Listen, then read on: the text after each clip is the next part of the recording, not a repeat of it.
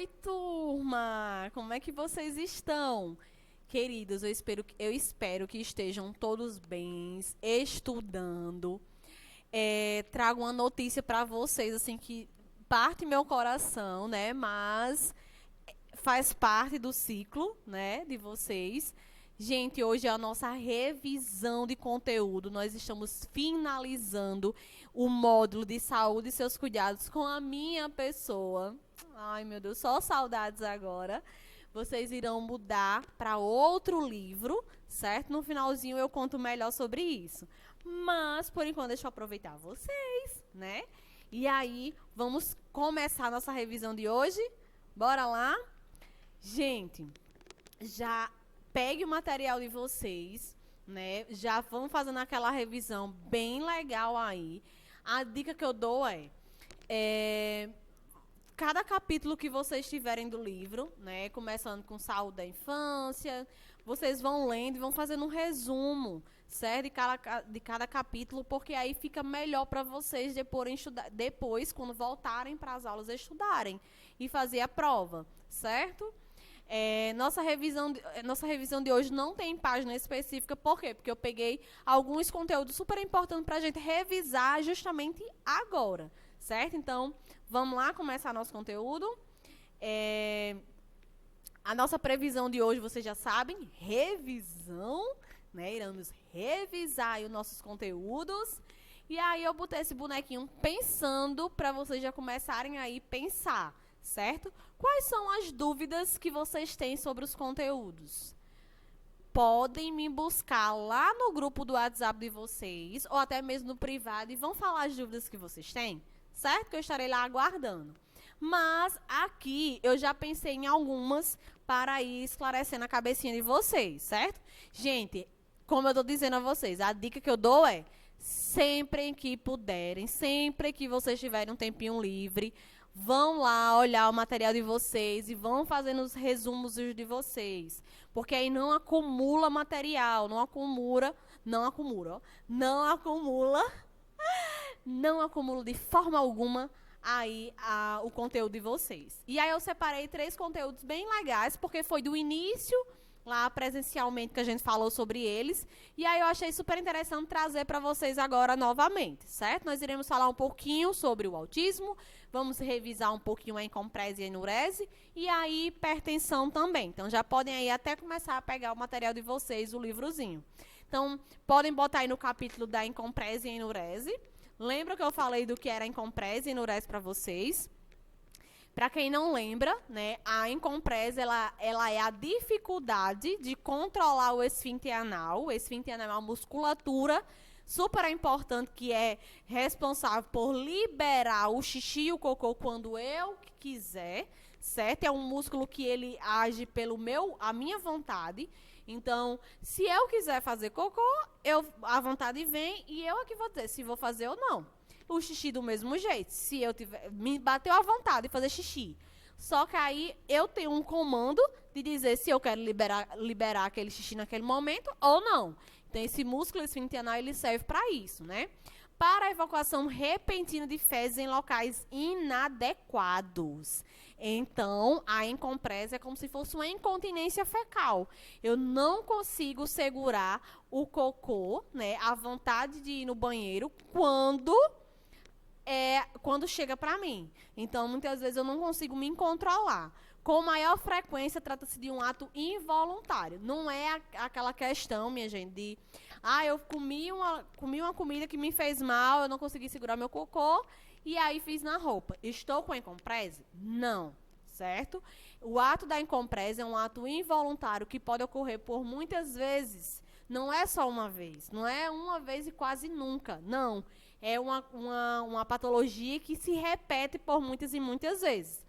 E aí nós temos, deve ocorrer pelo menos uma vez por mês, por no mínimo 3 meses. Então, em 3 meses tem que acontecer aquilo no mínimo uma vez, certo? É uma desordem de causa fisiológica ou emocional. Pode ser alguma deficiência do seu próprio organismo ou questões emocionais, certo? É bem interessante sair em crianças e idosos. Em crianças, porque quando estão passando por algum estresse, né, psicológicos, separações dos pais, brigas, alguma coisa do tipo. E aí a criança ela já tinha saído das fraldas, já conseguia ir pro troninho normal e do nada começou a fazer cocô de novo na roupa, né? E aí pode ser um atento, pra vocês ficarem aí ligadinhos, que pode ser um aviso que essa criança esteja passando por algum estresse emocional. Pode ser, certo? Ou também uma questão fisiológica, algum problema realmente do seu sistema digestório. E aí, tem a questão também do idoso, né? O idoso, pela fragilidade, a questão fisiológica, o idoso ele vai perdendo um pouco mais dessa função aí de conter quando estiver com vontade. Estima-se que aproximadamente 1% das crianças com 5 anos de idade tem a encomprese, certo? Sendo mais comum no sexo masculino. Já a enurese, aí vão puxando da cabecinha de vocês, é uma micção involuntária, principalmente no caso de crianças, durante a noite. É quando a criança ela não consegue segurar o xixi noturno, no momento do sono, da noite. Né? A gente sabe que a bexiga, eu falei muito isso para vocês, que a bexiga ela tem a capacidade de 700 a quase 1 litro de urina. Então, dá para a gente aguentar muito bem a noite, sem precisar extravasar aí, ou sem precisar de acordar. A partir dos 6 anos de idade, é considerado anormal criança ficar fazendo xixi na cama. Estima-se que 2 a 3% dos jovens podem sofrer desse mal, e aí precisa de todo um acompanhamento, certo? E aí eu trouxe algumas dicas de cuidado para auxiliar no tratamento da enurese, do xixi, certo? Então, modificar a dieta, evitando frutas ácidas e comidas apimentadas, porque estimula e irrita a bexiga, e aí faz com que você tenha essa vontade de fazer xixi. Incentivar a família a procurar o auxílio do profissional, ou de um médico, né, ou de um psicólogo, porque muitas vezes está associado a algum estresse psicológico. Usar aparelhos eletrônicos, existem alguns aparelhos que já identificam quando você quer fazer o xixi. As medicações, alguns medicamentos com hormônio para ajudar aí a conter. E usar lençóis impermeáveis para que não venha ter o estresse de estragar o colchão, né? Porque a maioria das famílias ficam com esse estresse porque a criança faz xixi no colchão. Gente, aí agora a gente vai falar sobre hipertensão arterial. Vocês sabem que a hipertensão arterial, ela no Brasil, a prevalência da hipertensão varia de 22% a 44%. Entre adultos, a estimativa é de 60 a 69 anos. E o índice dobra, né, para 50% quando o paciente ele tem de 70 anos para cima. De 70 a 75% das pessoas com 70 anos acima pode desenvolver a hipertensão. Né? E aí a gente sabe que a hipertensão é o aumento do volume, né, do sangue que está batendo aí nas paredes dos meus vasos sanguíneos. E isso pode ser por questões genéticas, né, quando passa de pai para filho, a obesidade, certo? O estresse, quando eu estou estressada, eu faço com que a circulação do meu corpo, ele bombeie, o meu coração, ele vai bombear mais sangue, e aí os meus vasos vão identificar o aumento dessa circulação e vai obter na minha pressão arterial. Alimentação não saudável, excesso de sal, tudo isso aí, junto e misturado ou individualmente, faz com que vocês venham desenvolver a hipertensão arterial. Gente, o rim de ter a pressão alta não é só, é só porque eu vou precisar tomar um remedinho, um comprimidinho. Não é isso. A hipertensão, ela afeta órgãos super importantes, órgãos vitais, né? E aí eles são perigosos, porque eles são responsáveis por 40% dos infartos ocasionado pela hipertensão. 80% dos AVCs é ocasionado pela hipertensão e 25% da insuficiência renal é causado pela hipertensão. Então, a hipertensão ela é a chave para abrir todas essas doencinhas aí que eu acabei de citar.